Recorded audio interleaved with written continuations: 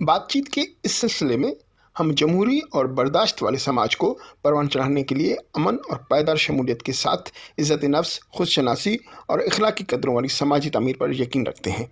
हमारा ख़ास महवर अमन, इंसानी हुकूक और मजहबी हम आहंगी की हिकमत अमली को लागू करने पर है, ताकि एक बुर्दबार, पुरसकून, पुरअमन और पायदार मुस्तकबिल को हासिल किया जा सके।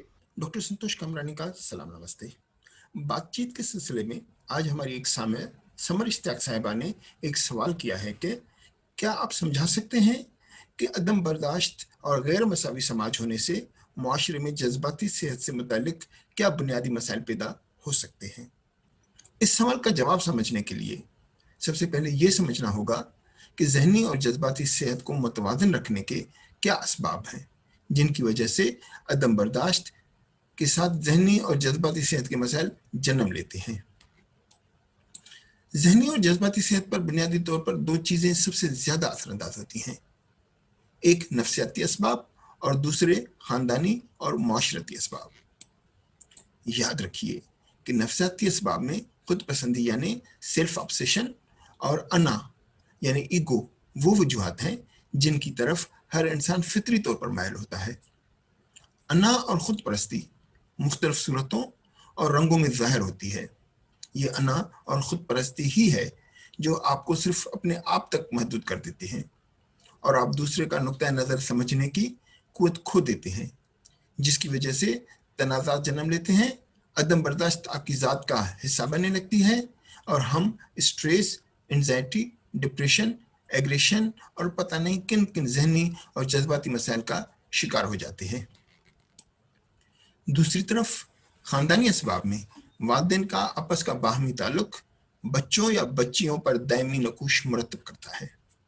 ये असरात जहन के मुख्तलिफ खानों में जमा होते रहते हैं और मौका मिलने पर बाहर आने के रास्ते ढूंढते हैं।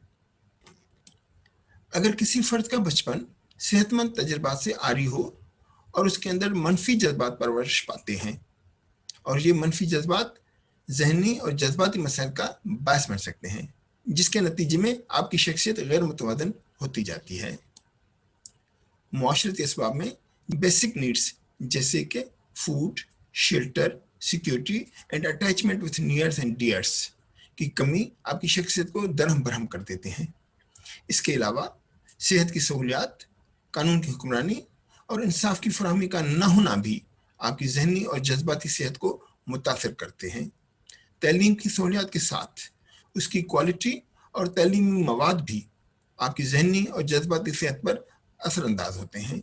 ऐसी तालीम और ऐसा समाजी माहौल जो आपको मजहबी, इक्तसादी और सियासी तौर पर सुपीरियरिटी कॉम्प्लेक्स में मुब्तला कर दे और आप खुद को मजहबी, मसलकी, कल्चरली और नस्ली बुनियादों पर हर दूसरे शख्स को कमतर समझने लगें, तो यकीन जानिए आपको अपनी जहनी और जज्बाती सेहत का फ़ौरन इलाज कराने की ज़रूरत है।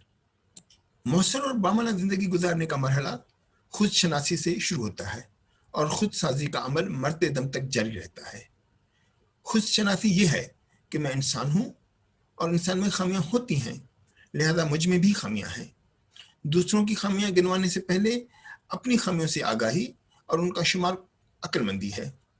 इसी तरह कोई भी इदारा या मुआशरा खामियों से पाक नहीं होता।